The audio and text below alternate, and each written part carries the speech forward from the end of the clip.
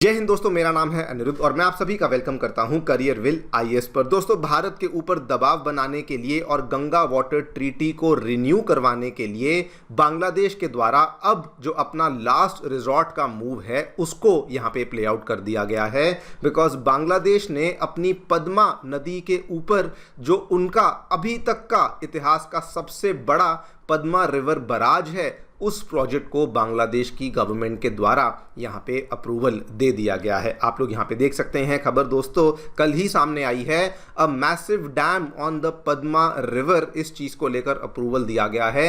And surprisingly Bangladesh के खुद के एक्सपर्ट्स, बांग्लादेश के खुद के जो इकोलॉजिकल और उनके जो इकोनॉमिक एक्सपर्ट्स हैं वो भी इस चीज के फेवर में नहीं है। लेकिन उसके बावजूद बांग्लादेश की जो नई गवर्नमेंट है वो केवल इंडिया को एंटेगनाइज करने के लिए इस तरह के जो स्टेप्स हैं वो इनके द्वारा लिए गए हैं। This is very very similar to जो आज से लगभग 2-3 हफ्ते पहले बांग्लादेश जो है वो चाइना की सपोर्ट के माध्यम से तीस्ता में भी इंटरवीन करने की कोशिश कर रहा था। तीस्ता के प्रोजेक्ट को लेकर वो चाइना की सपोर्ट की मांग कर रहे थे, वहां पर भी वो भारत के ऊपर ही दबाव को बनाने का प्रयास कर रहे थे। और आज दोस्तों गंगा वाटर ट्रीटी को लेकर उन्होंने पद्मा नदी के ऊपर इस पर्टिकुलर बराज वाले प्रोजेक्ट को अप्रूवल दे दिया है। ये क्या है, क्यों ये बना रहे हैं, क्या इसके मायने हैं, सभी चीज़ों के बारे में मैं आगे चल करके चर्चा करूंगा। लेकिन दोस्तों, कल इंडिया की MEA के द्वारा इस पर्टिकुलर डेवलपमेंट को लेकर जवाब दे दिया गया है। ये जवाब में क्या दिया गया है वो भी आपको बताऊंगा,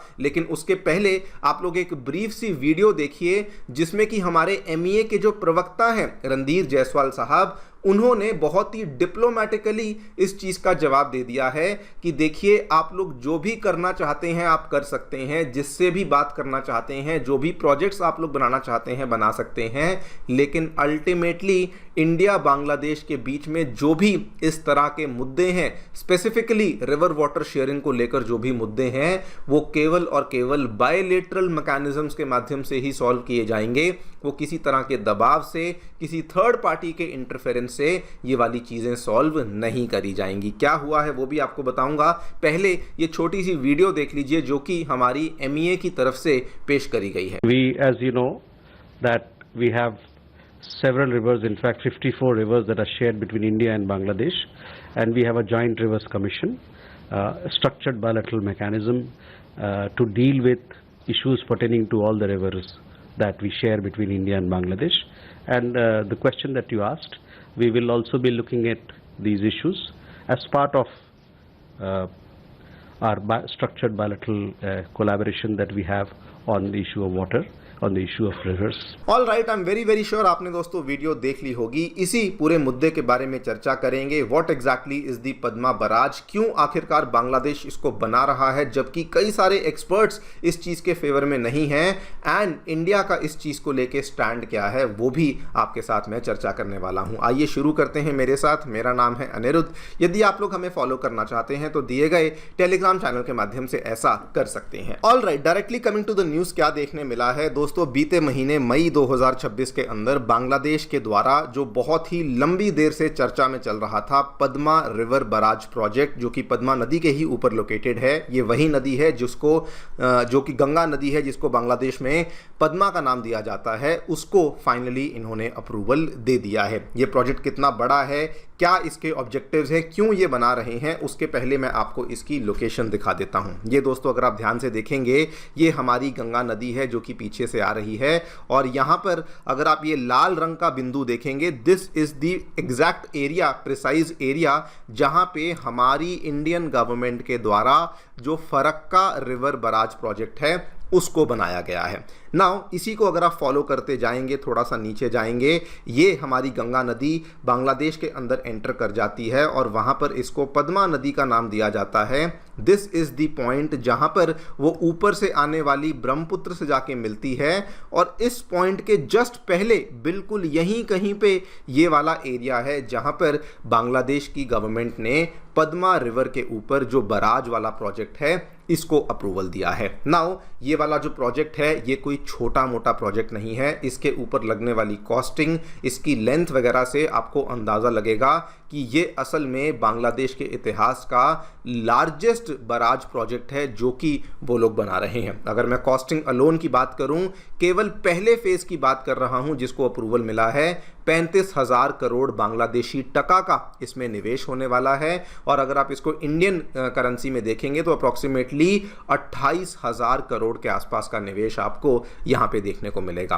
और अगर मैं इसकी लेंथ और वो सब की बात करूं तो ये कोई छोटा मोटा प्रोजेक्ट नहीं है। 2.1 किलोमीटर लंबा बराज प्रोजेक्ट है जिसके अंदर 78, जी हाँ 78 स्पिलवे गेट्स इसमें बनाए जाएंगे, नेविगेशन लॉक्स इसमें होंगे, फिशिंग को लेके पैसेजेस बनाए जाएंगे और 113 मेगावाट की हाइड्रो पावर जनरेशन की कैपेसिटी भी इसमें देखने को मिलेगी। अगर मैं स्टोरेज कैपेसिटी की बात करूं तो approximately 2.9 billion cubic metres of water है जो कि बांग्लादेश केवल और केवल इस एक पद्मा रिवर बराज के प्रोजेक्ट से यहाँ पे इंपाउंड करने वाला है। To give you a better perspective, ये 2.1 किलोमीटर लंबा, दोस्तों कितना लंबा है, जो हमारा फरक्का बराज प्रोजेक्ट है जो कि गंगा नदी के ऊपर बना हुआ है उसकी लंबाई 2.3 किलोमीटर के आसपास है। तो अब आप हिसाब लगा लीजिए कि बांग्लादेश जो यहाँ पे कर रहा है ये कोई छोटा मोटा नहीं, बल्कि this is a very very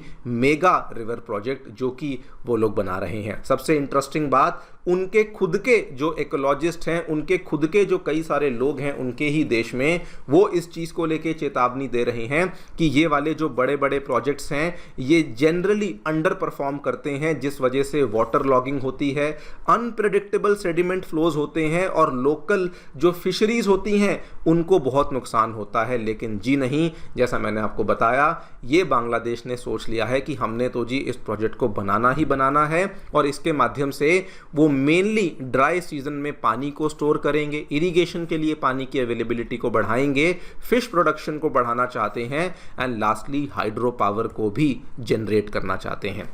लेकिन उनको ये वाले प्रोजेक्ट बनाने के पीछे जो सबसे बड़े कारण हैं वो असल में इंडिया की गंगा वाटर ट्रीटी है। हम सभी जानते हैं दोस्तों, दिसंबर 2026 में इंडिया बांग्लादेश के बीच में साइन हुई जो गंगा वाटर ट्रीटी है, जो 1996 में साइन हुई थी, it is due to expire, जिसके चलते बांग्लादेश ये सारा का सारा मूव यहाँ पे ले रहा है। अगर आप बांग्लादेश के एक्सपर्ट्स कह लीजिए, लीडरशिप कह लीजिए, वो लोग क्या कहते हैं, वो लोग आर्ग्यू करते हैं कि जो इंडिया ने फरक्का वाला बराज एस्टैब्लिश किया हुआ है, इसके माध्यम से इंडिया बेसिकली पानी के फ्लो को कंट्रोल करता है और इंडिया ड्राई सीजन में पानी के फ्लो को आगे आने नहीं देता, जिसका बहुत सारा नुकसान बांग्लादेश के लोगों को, बांग्लादेश की इकोनॉमी को होता है। आप यहाँ पे देखिए, उनका ये मेन आर्ग्यूमेंट है। बांग्लादेश के पॉलिसी मेकर्स कहते हैं कि Bangladesh requires greater domestic control over water management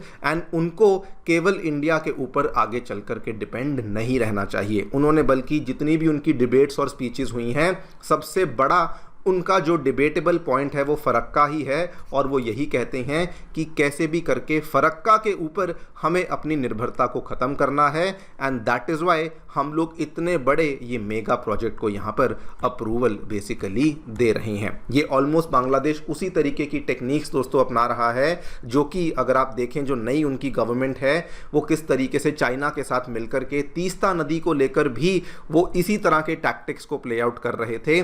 जब प्राइम मिनिस्टर तारिक रहमान जो उनके नए पीएम हैं, उन्होंने पब्लिकली कहा कि हम तो जी तीस्ता नदी को लेकर भी चाइना की इंटरवेंशन करवाएंगे और तीस्ता के रिस्टोरेशन प्रोजेक्ट में भी हम लोग चाइना को ही चुनते हुए नॉर्दर्न पार्ट ऑफ बांग्लादेश में पानी की अवेलेबिलिटी को बेहतर करेंगे। खैर, बांग्लादेश ने जो करना था किया, बांग्लादेश ने जो कहना था कहा। इंडिया की इस चीज़ को लेके जो लेटेस्ट पोजीशन है वो क्या है, वैसे तो आपने वीडियो देख ली है, लेकिन इंडिया ने वंस अगेन आपको बता दूं क्लियर कट बोला है कि देखिए दोनों देशों के बीच में टू बी प्रिसाइज 54 रिवर्स हैं जो कि शेयर होती हैं। उन सारी की सारी रिवर्स के शेयरिंग के लिए एस्टैब्लिश्ड मैकेनिज्म्स हैं, जॉइंट रिवर कमीशंस हैं जो कि बनाए हुए हैं कि रिवर वाटर शेयरिंग कैसे होगी। And the fact of the matter is India बड़ा क्लियर है कि मुद्दे इंटरनेशनलाइज नहीं होंगे, थर्ड पार्टी का इंटरफेरेंस यहाँ पे बिल्कुल टॉलरेट नहीं किया जाएगा।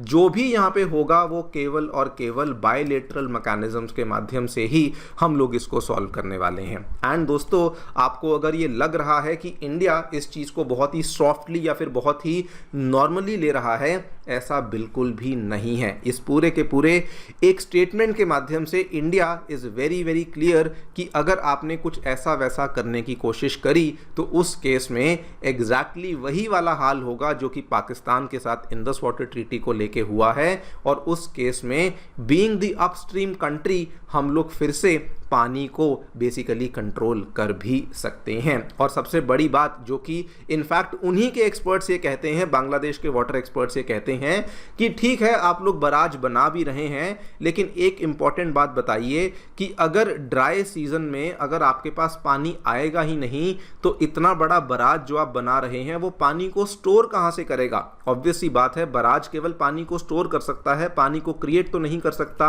और अगर ड्राई सीजन में बांग्लादेश के पास पानी आ ही नहीं रहा है तो उस केस में जो इसके बेनिफिट्स हैं वो बहुत ही लिमिटेड होने वाले हैं। इतना बड़ा निवेश आप लोग करने वाले हैं, उसका बहुत बड़ा एडवांटेज देखने को नहीं मिलेगा। देखते हैं आगे चलकर क्या होता है।